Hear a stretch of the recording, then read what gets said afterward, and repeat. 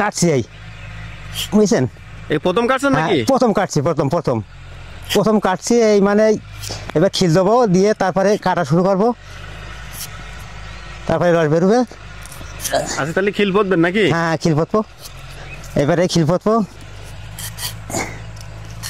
এই নালা দিয়ে রস পড়বে নাকি? হ্যাঁ, এই নালা দিয়ে রস পড়বে। এবারটা এখানে নলি পাতি দেবো, এই নলি পড়ছে, এই নলি দিয়ে রস ভাড়ে যাবে? হ্যাঁ, ভাড়ে যাবে,